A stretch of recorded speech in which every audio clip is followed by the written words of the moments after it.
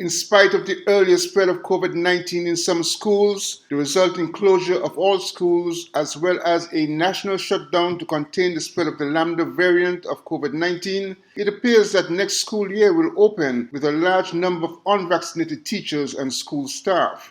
On a recent Leadership Matters program, Permanent Secretary William Hodge of the Ministry of Education appealed to teachers to get vaccinated before the start of the new school year, saying they should take advantage of the Pfizer vaccine when it rolls out. Added to this situation is the fact that some parents are resisting COVID-19 vaccination of their children. After months of vaccine education for teachers, Hodge reports low levels of COVID-19 vaccination amongst teachers and school staff. We have some statistics, some data from the Ministry of Health, and it is showing that not a significant number of teachers have been vaccinated. In fact, the data that we looked at didn't only show teachers, but it also showed persons who work in schools, persons who work in school meals and other departments, units within the Ministry of Education.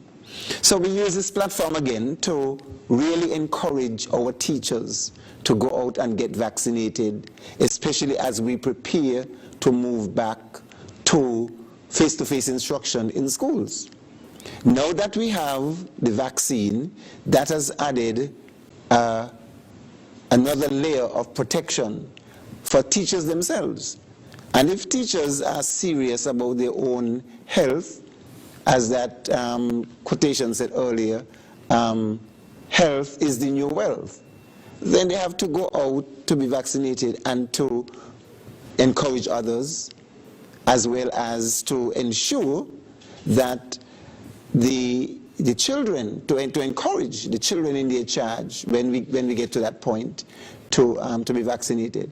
If parents do not want their children to be vaccinated, as far as the Ministry of Education is concerned, there's nothing we can do. We leave that for the lawmakers, the legal authorities, the competent authorities, the government, to decide what will happen. Meanwhile, the Chamber of Industry and Commerce has called on government to do more to increase the level of vaccination against COVID-19 in the public sector. Glenn Bart reporting for SKN Newsline.